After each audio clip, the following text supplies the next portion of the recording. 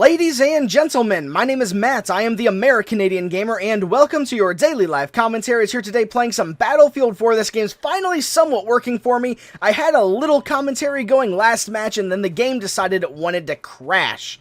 So you're not going to get to see anything from that from a really good map, which is Paracel Storm.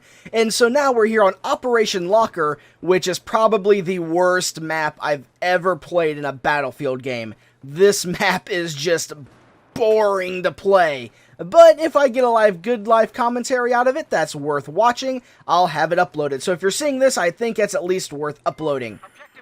So Operation Locker, let me just kind of summarize this map for you.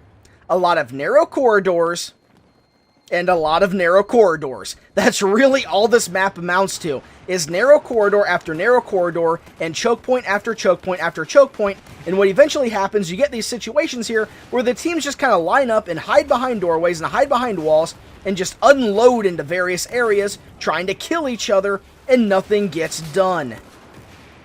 That's pretty much the extent of this map. But maybe this will give me a chance to kind of talk about this game and talk about my thoughts and some other stuff. So maybe we'll get something good out of it in the end as I just kind of spam down a hallway at people.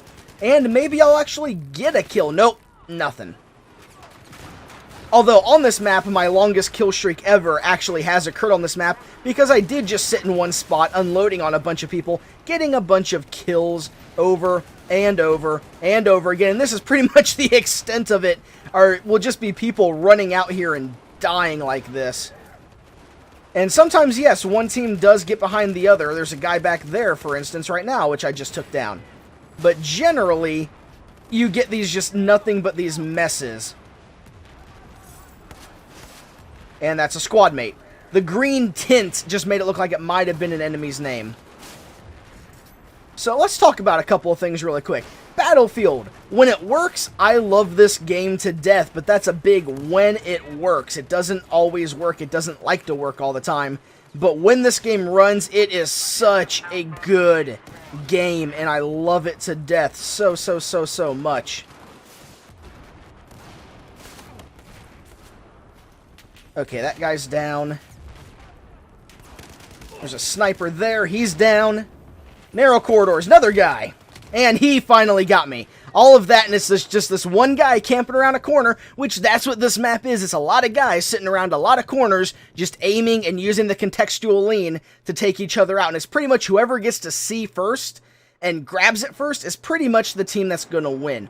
Although they're getting in behind us. So let's actually go ahead and try to come in on B and work our way actually back towards our spawn, which is this way, and try to take out what people on their team have spawned. Although that guy still took me down. I think he did get me with his sniper rifle first and then finished me off with his pistol.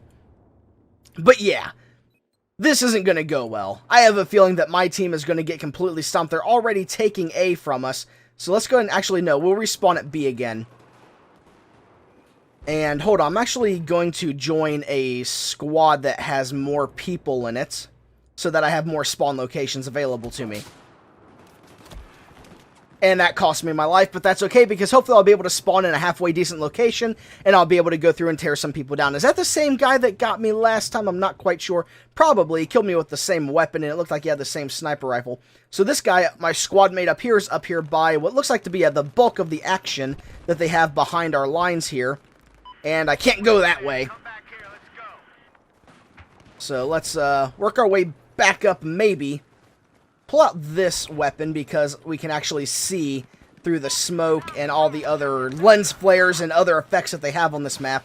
We'll actually be able to spot targets and possibly take them out.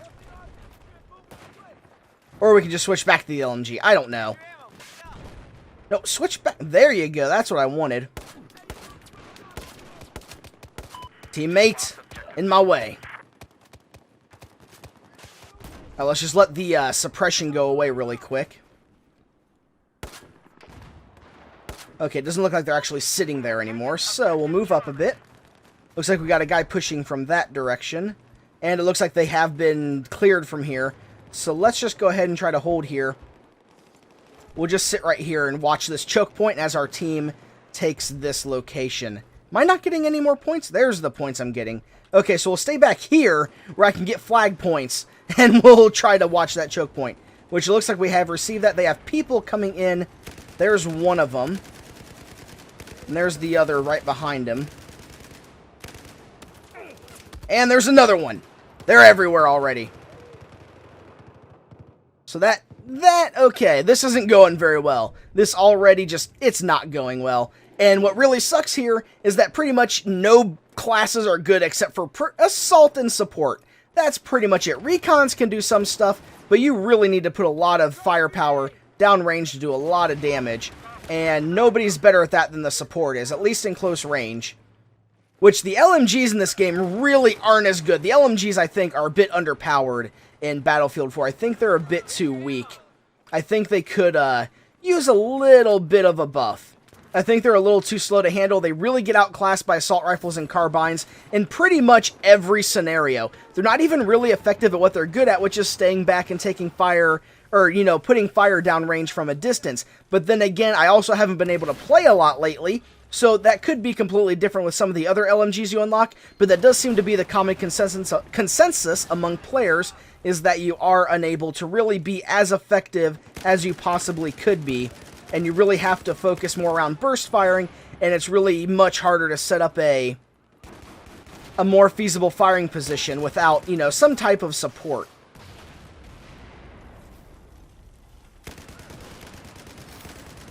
Although right now I'm actually not doing half bad, so maybe everybody's wrong about that, but, you know, we'll see. But so far everything is working out pretty well for me. Although I'm taking damage, I think that fire's hurting me. Don't stand in the fire, kids. #1 rule of MMOs. Also applies to first-person shooters. Nice double kill that I just stole. That's perfect. Let's pop this up. You know what, we'll swap to this. Put a few rounds down there, because there is a doorway where people like to sit. No hit markers, which means they're not really sitting there quite there. Just use this kind of as a indicator if there's going to be a person in that area. Which is really what that is really good for. It can be a really good kill weapon, but I really like it for, you know, determining if there's actually somebody in that location and you're just unable to see them and nobody's spotted them yet. You can fire it near a corner, near a wall, and if you get a hit marker, it means that there is somebody within that splash radius, which isn't very large, so you can probably actually guarantee that there's somebody really close and probably right around the corner, and you've already injured them, probably put suppression on them, and it just makes them a much easier target, and when you're ready for them like that, that changes the entire game. Alright, I'm going to actually, yep, as soon as I decided to move, I realized I was going to lose that firefight. So, you know what, let's actually switch LMGs. Let's actually swap LMGs around. Let's change this. We'll go from the U100, what I unlocked, the Type 88. What attachments do I have for this? Maybe I got something out of a battle pack. Medium, nope, nothing there. Standard barrel, no accessory. I got the bipod. And we can't have the default. We're on a snowy map. Let's take the, yeah, we'll take that snow camo. Okay, to deploy. And my team is still getting stomped. But what are you supposed to do on this map? There's really... Whoa, what's up? That was a beautiful spawn. That worked out perfectly. Exactly as I planned. That was all planned. Every last bit of it. So let's... Yeah, my team's not going to win this round. We can still try, but it doesn't really look like it's going to work out very well. So let's spawn back near the point and try to get over these small amounts of cover. Which, okay, that's something I actually really can complain about in this game, is the cover and how easily it gets in your way sometimes, because you have the not the contextual, but like the mantle system where you can hit space to mantle over things like chest-high walls and waist-high walls. And you can jump over some little things here and there, but your character can only jump a few inches off the ground. They can't jump very high, which I guess they're kind of going for the realism authenticity thing, which I can understand. But you get some pieces of cover and some pieces of rubble, which are very common because, you know, destructible maps, that you can't jump over because they're just high enough that your, you know, fat soldier guy can't do it, but they're not high enough to trigger the, what you want to call it, the mantle system. So you really get stuck in this setup of, oh, look, there's just this little tiny rock in my way that's only 6 inches off the ground, but it is my greatest obstacle. And because they're so low, I mean, this isn't like a knee-high wall or anything. These things are, you know, ankle, calf-high. And because they're so low to the ground, you generally don't see them until you get stuck on them. And that's the biggest... I really thought there'd be a doorway this way. That's the biggest problem with them, is you don't know they're there until you get stuck on them, and then you just get shot while you're trying to navigate them. Teammates! Fortunately, friendly fire isn't on, so I'll just hold the trigger. I'll just hold the trigger until I get something, because friendly fire isn't on. My team just got destroyed here. Okay, let's just hold this up. Turn these corners.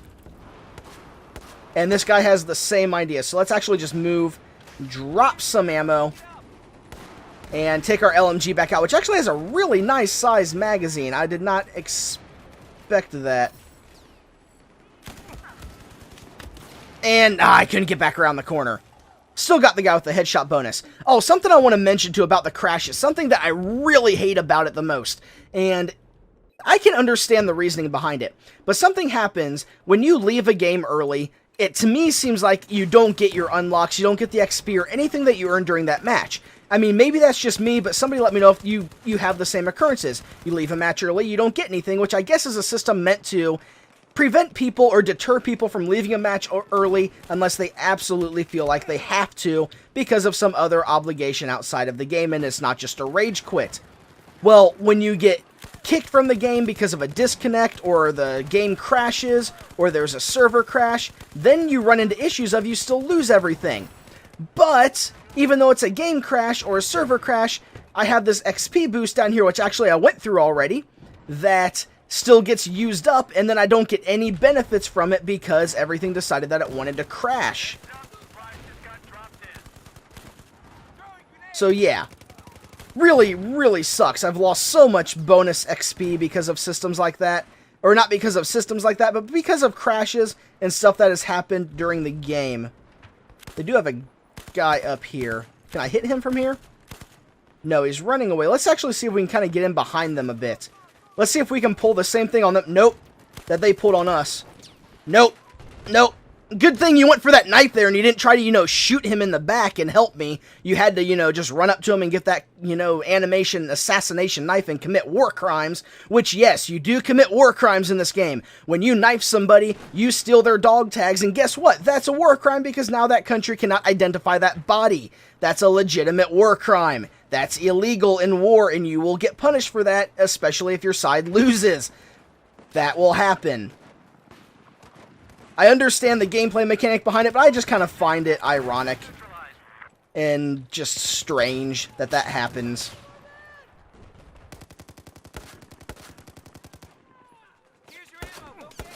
Can't see anything. I need a thermal sight. Do I have a thermal sight for any of my weapons? I think I have one on one of the assault rifles, maybe. I'm not sure.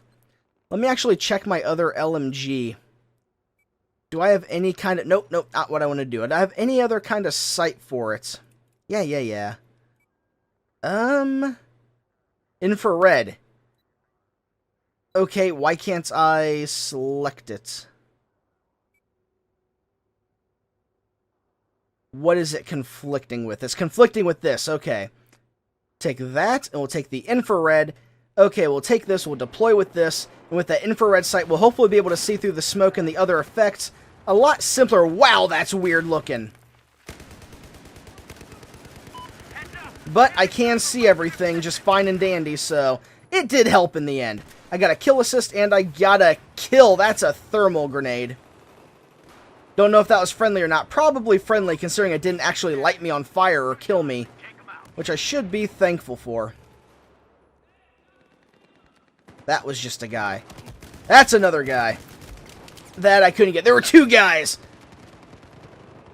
Yeah, the aggressive LMG thing, not very good. Not very good. Let's actually swap classes a second. Let's go to Assault. We'll do the M416. We'll be a defibrillator with do I have the actual med kit? No, I do not. So we'll take the grenade launcher. I have a defibrillator, so that should work out. And I wish I could spawn on somebody back here.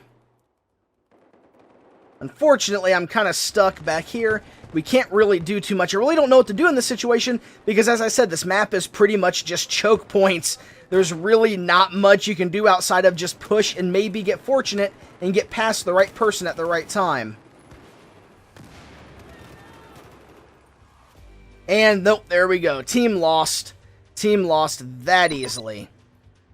That easily. Well, that is kind of what happens on that map. It's pretty much whoever gets to C first pretty much dominates, but my team wasn't very good. We didn't really hold anything out very well. They got in behind us, and yeah. And yay, the chat. Everybody's yelling at each other and blaming each other. I love Battlefield chat. I love the Battlefield community. So much elitism and just people that are just angry. See how much XP I get.